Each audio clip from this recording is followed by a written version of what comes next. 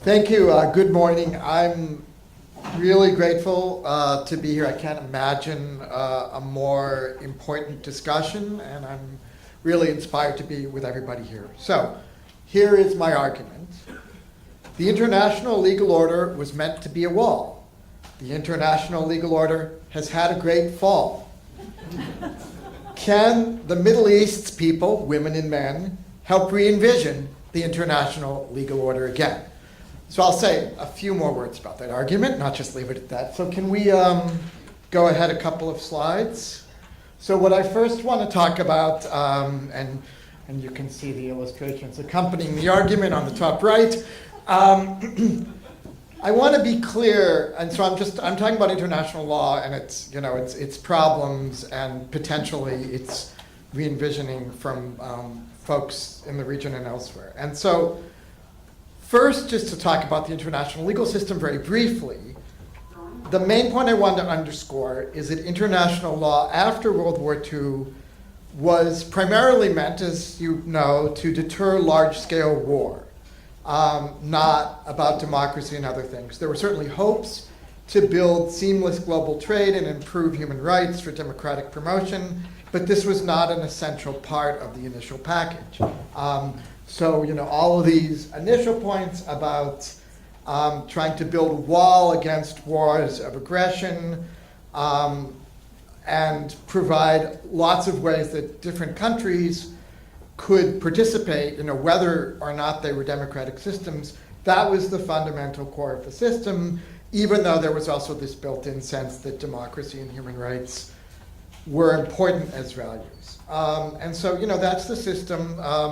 There's obviously a lot of tension between this idea of welcoming a variety of countries into the international fold, but also embedding ideas and hopes about democracy. Next slide, please. And so I have a book chapter out just last week that sort of elaborates in detail that embedding tensions between authoritarian ideas and democracy in the international legal order had problems to begin with, and then as countries exploited or took advantage of those tensions, the cracks, and again, the egg metaphor is going to be in many different places, the cracks started to expand. And so I argue that in practice, the international legal order was ambiguous and perhaps in many ways even antithetical to democratic values, again, as the slide sort of points out in some detail.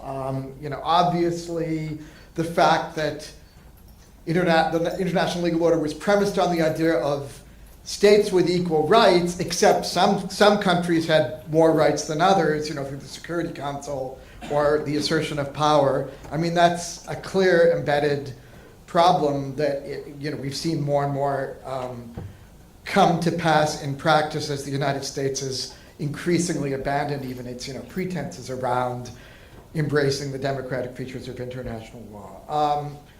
So I argue that really what international law has become, and maybe was in the first place, was not a rules-based order, but a rules-biased order. And I love to use this phrase a lot in lots of public spaces, so people heard me say it first, because I'm writing a book where that will be the title. Next slide, please. I mean, of course, everybody knows in the Middle East that these tensions, hypocrisy, lack of American fealty to the democratic values in international law have been clear.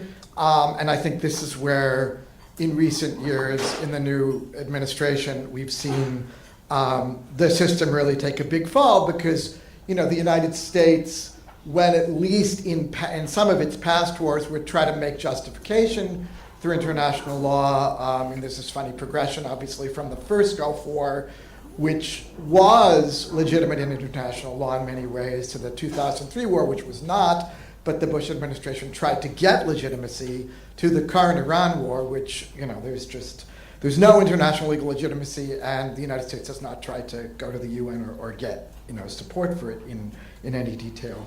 So again, we all know, as folks who know the Middle East region, that the order is falling, has fallen in its primary mission to sort of really deter wars of aggression.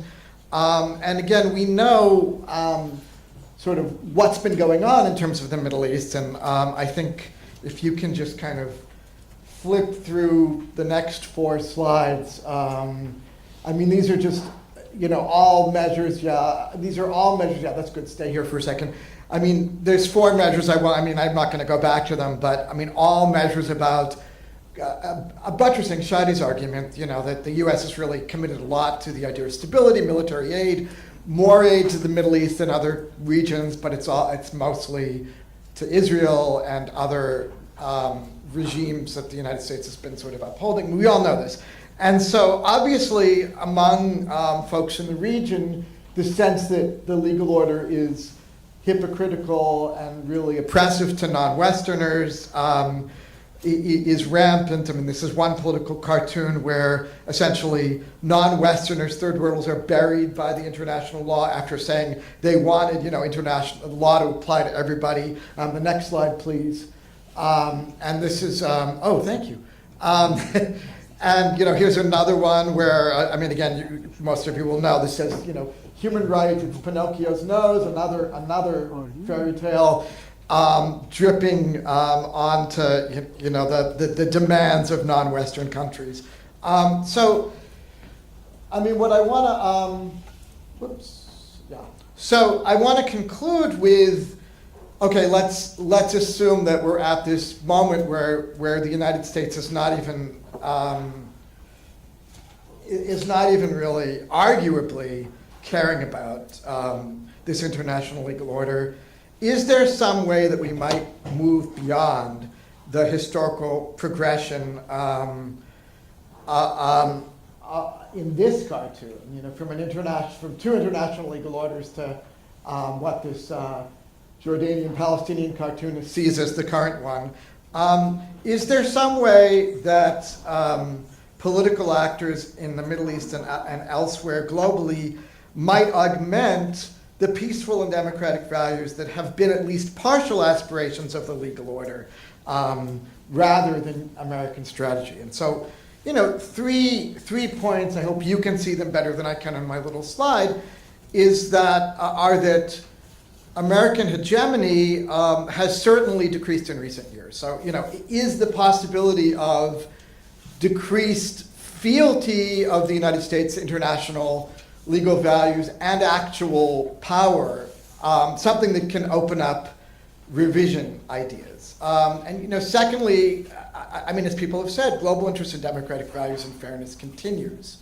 And thirdly, many aspects of the international legal order continue. So, I mean, the question I'll answer very briefly and then leave you with is might the decline of the U.S. actually open up new spaces? And my argument, and I make this case in another recent book chapter, is that there might be 3 sort of big ways of thinking about this. One is reforming international legal organizations. These are admittedly all big challenges, but one is reforming international legal organizations with more input from middle-level powers and a broader population to make it actually more democratic. A second would be new configurations and institutions for regional governance. And a third would be more explicit private-public partnerships in transnational governance.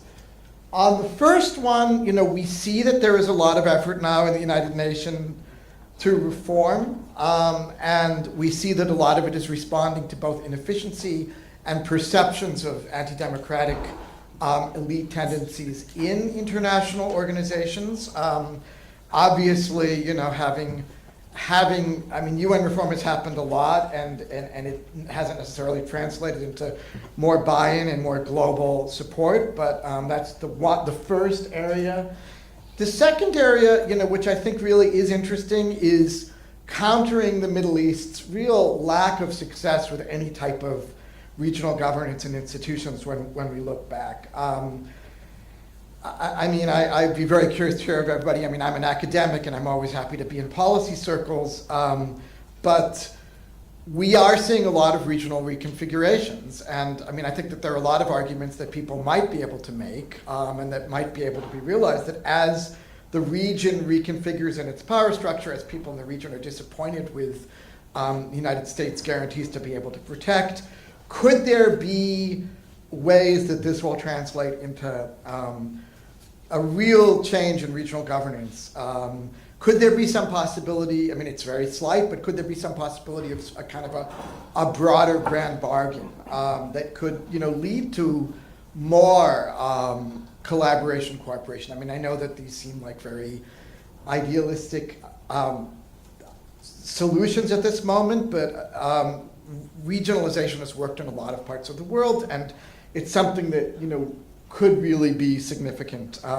Finally, I have this book chapter on Syrian refugee governance, prior to the last year and a half, that really talks about the ways in which a wide range of private and public organizations kind of stepped up to try to do something to help the 6 million Syrian refugees when Western governments were giving up on them and when they were sort of falling through the cracks. And so, I mean, I maybe this will seem like a joke, but the idea of the Board of Peace, the idea of a multinational public-private entity, in theory, could bring a lot of different people together for reconstruction. I mean, obviously, we don't have any evidence that the Board of Peace at this moment seems to care that much about Palestinians' needs.